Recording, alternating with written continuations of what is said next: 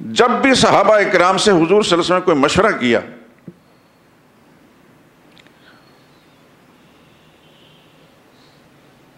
تو رسول اللہ صلی اللہ علیہ وسلم اس طرف تھے جس طرف صدیق اکبر تھے. اس کی ایک مثال آپ کے سامنے عرض کرتا ہوں.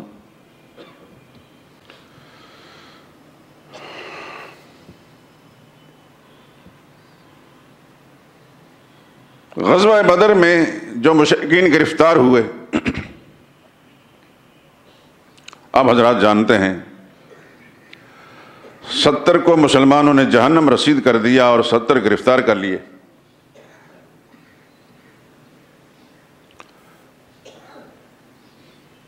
کفار کی تعداد کتنی تھی؟ 1000 جو اس زمانے کے لحاظ سے کیل کانٹے سے لیس تھے. اور اہل ایمان کی تعداد کتنی تھی؟ صرف 313. اور ہتھیار کتنے تھے؟ صرف 8 تلواریں.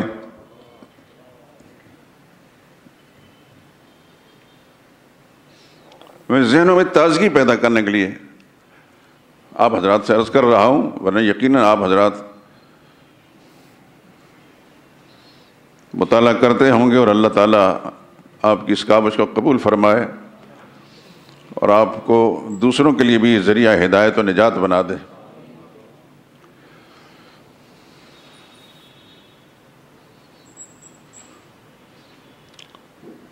ان 313 کے پاس ڈنڈے بھی نہیں ہیں.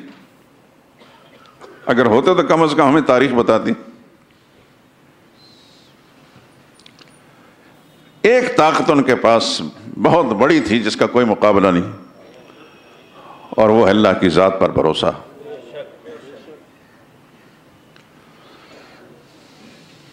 اور جب یہ ان کا تصادم ہوا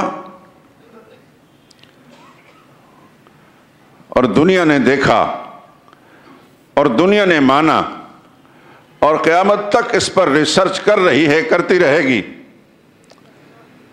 کہ کچھ ہی دیر کے بعد کفر کا سرغنہ ابو جہل بھی خاک اور خون میں تڑپ رہا تھا، اور اسی قسم کے سرکش اس کے ساتھ مزید بھی جن کی کل تعداد 70 تھی جہنم رسید تھے،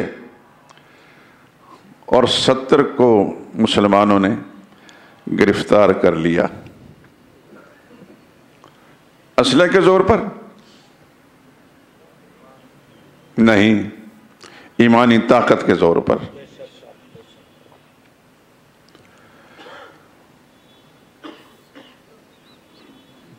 جب کوئی ذکر چھڑ جاتا ہے تو ذہن کے اندر غبار اٹھتا ہے بہت ساری باتوں کا. یہ اللہ تعالیٰ نے اس ممبر جو سرور عالم صلی اللہ علیہ وسلم کی طرف منسوب ہے، اس کی نسبت سے، اس کے تقدس کی بنا پر ہمارے جیسے نااہلوں کے دلوں کے اندر بھی ایسی صورتیں پیدا کر دی ہوتی ہیں. آپ جانتے ہیں کہ ابو جہل کے ساتھ کیا ہوا؟ اللہ اکبر. وہ پیکر تکبر غرور تھا، مجسمہ تکبر. میں نے کئی دفعہ انہی مجالس میں آپ حضرات سے عرض کیا تھا کہ ایک متکبر پہلے موسیٰ علیہ السلام کے زمانے میں گزرا تھا، جو دریا میں ڈوب گیا تھا، جس کو دنیا فرعون کے نام سے جانتی ہے. ایک یہ تھا جو بدر کے معرکے کے اندر مسلمانوں کے ہاتھوں سے قتل ہوا. اس کو جو موت کی ہچکی لگی فرعون کو، تو اس نے اس کو کلمہ پڑھنے کی کوشش کی. آمنت انہ لا الہ الا الذی آمنت بہ بنو اسرائیل. میں اس اللہ پر ایمان لاتا ہوں جس کے سوا کوئی اور الہ نہیں، جس پر بنی اسرائیل ایمان لاتے ہیں.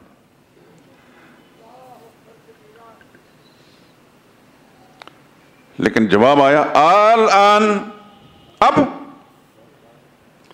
کیونکہ جب موت کی ہچکی لگ جائے تو پھر کسی کی توبہ قبول نہیں ہوتی. اس سے پہلے پہلے اللہ نے توبہ کے دروازے کھول رکھے. البتہ اتنا ہوا فَالْيَوْمَ نُنَجِّيكَ بِبَدَنِكَ لِتَكُونَ لِمَنْ خَلْفَكَ آیَةً. تیری لاش کو ہم محفوظ رکھیں گے تاکہ آنے والے لوگوں کے لیے عبرت بن جائے. اور آج بھی ہے. لیکن اس کے مقابلے میں جو امت مسلمہ کا فرعون تھا یعنی ابو جہل، ابھی اس کی زندگی کی رمقیں باقی تھیں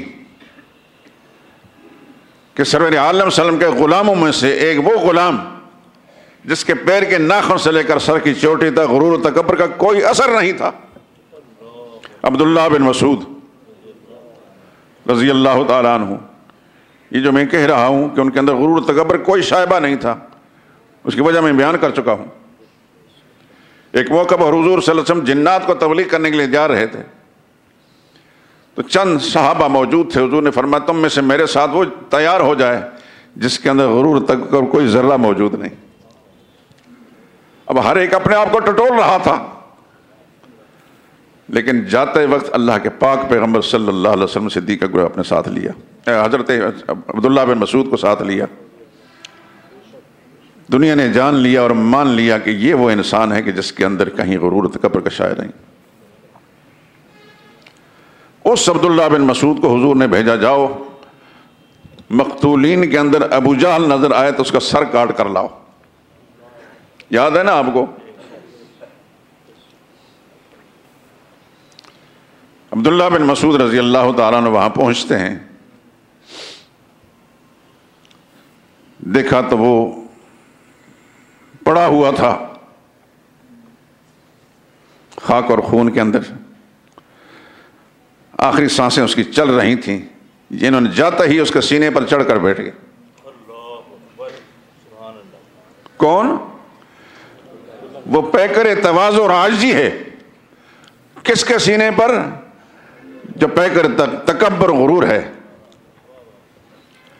اور اس ظالم نے آنکھیں کھولی اور پہلا جملہ بھی تکبر کا کہا مرتے وقت بھی، اور چرواہے کے بچے تو اتنے بڑے سردار کے سینے پر جا کر بیٹھ گیا. اس کی بکواس کا جواب حضرت عبداللہ بن مسعود نے نہیں دینا تھا. پوچھنے لگا کس کو فتح ہوئی، کس کو شکست؟ انہوں نے فرمایا اللہ نے اپنے پیغمبر کو، اہل ایمان کو فتح سے ہمیں کنار کیا ہو، تمہیں اور تمہاری جماعت کو ذلیل اور خوار کر دیا. اپنے آپ کو دیکھ لو، تم کیوں آئے ہو؟ فرمایا اپنے آقا کا حکم پورا کرنے کی، تمہاری گردن کاٹنی ہے.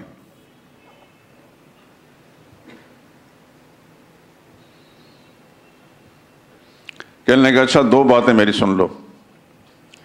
پہلی بات، جا کر محمد کو میرا پیغام دے دینا صلی اللہ علیہ وسلم. وہ ظالم تو حضور کو نہیں مانتا تھا، نام تو اسے معلوم تھا.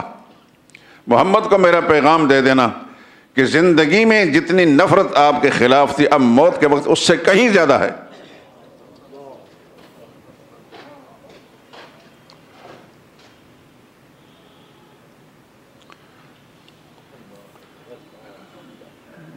مزدوروں کو منع کر دیں کہ مسجد کے اوپر کوئی کام نہ کریں اس وقت، یہ کھڑا ختم کر دیں.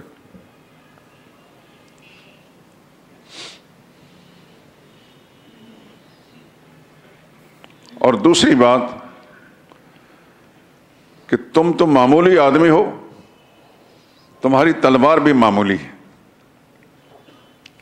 میں سردار ہوں تو میری تلوار بھی بڑی اعلیٰ.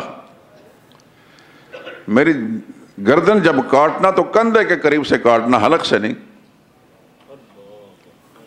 میری تلوار سے کاٹنا اور کندھے کے قریب سے کاٹنا تاکہ مقتولین کے سر میں میرا سر اونچا نظر آئے، لوگ کہیں یہ سردار تھا.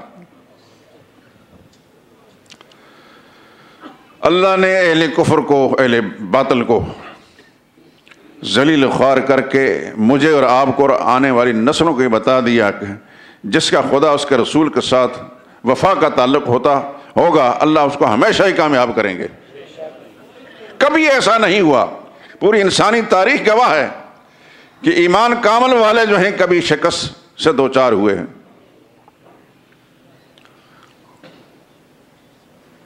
ابھی یہ آیت جو میں نے ابھی پڑھی ہے اس کے اندر وَجَعَلَ كَلِمَةَ الَّذِينَ كَفَرُوا السُّفْلَىٰ، اللہ نے کافروں کی بات کو پس کر کے وَكَلِمَةُ اللَّهِ يَعْلُو، اللہ کی بات ہمیشہ غالب رہتی ہے، اونچی ہو کر رہتی ہے اور اونچی ہو کر رہی.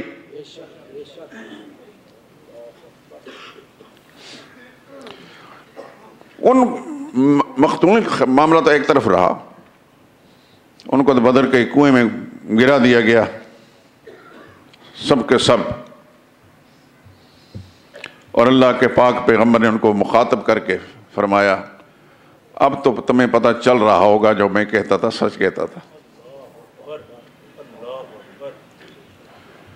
کسی نے کہا یا رسول اللہ آپ ان مردوں کو سنا رہے ہیں، مردے سنتے ہیں؟ فرمایا سنتے نہیں، میں یہ بتا رہا ہوں کہ ان کو پتہ چل رہا ہے، اب یہ جان رہے ہوں گے، ان پر جو بیت رہی ہے وہ جان رہے ہیں۔